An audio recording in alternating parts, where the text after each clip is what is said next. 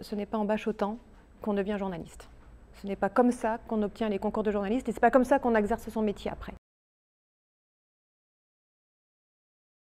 On a décidé avec l'école W et le CFJ de créer la préparation au concours des écoles de journalisme parce qu'on avait le sentiment qu'on pouvait préparer autrement les étudiants, les aspirants journalistes, à la fois à l'entrée des écoles, mais aussi aux médias qui vont les recruter ensuite. Aix-Marseille, c'est un bassin étudiant qui est très très important. Les étudiants qui viennent de là, ils ne savent pas comment se préparer. Donc voilà pourquoi est-ce qu'on s'est installé cette année.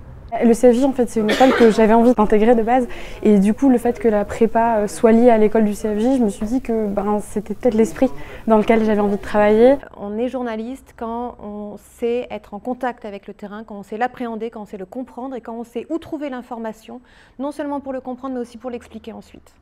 Et donc c'est ça, notre philosophie, c'est de faire des gens qui ont les pieds sur terre et qui sont intellectuels au sens où ils savent s'adresser aux bonnes personnes et accumuler l'information au préalable. Je donne un cours de suivi de l'actualité. On essaie non seulement de faire en sorte qu'ils suivent l'actu, qu'ils apprennent finalement l'actualité, mais aussi qu'ils comprennent ce qu'ils apprennent. Et donc du coup, il faut réussir à décrypter la manière dont est construit un sujet.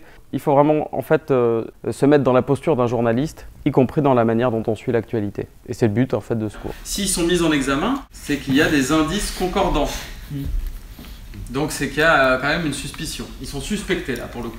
C'est pas pareil que quand tu es témoin assisté ou simple témoin. On va centrer davantage la préparation des étudiants sur leurs projets personnels, sur leurs atouts, en leur apprenant à la fois les premiers rudiments de l'exercice journalistique, mais surtout la place, le rôle d'un journaliste dans une rédaction. Il y a aussi l'esprit d'équipe qui est vachement développé entre les différents membres de la prépa.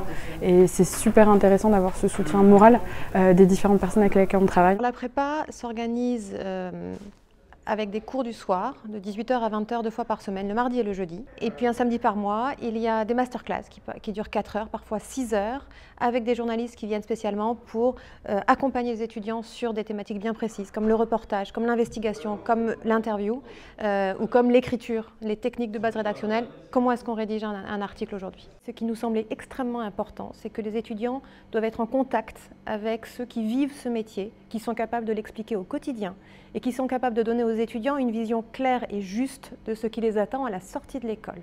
On voit vraiment ce que les gens vivent au quotidien, on partage leur expérience, donc c'est quand même enrichissant pour nous, on peut se faire une idée comme ça de comment ça se passe. C'est un métier qui est très exigeant, qui est difficile, mais qui est aussi absolument passionnant. Donc pour moi, il n'était pas possible de préparer des candidats sans leur partager, leur transmettre la passion de ce métier.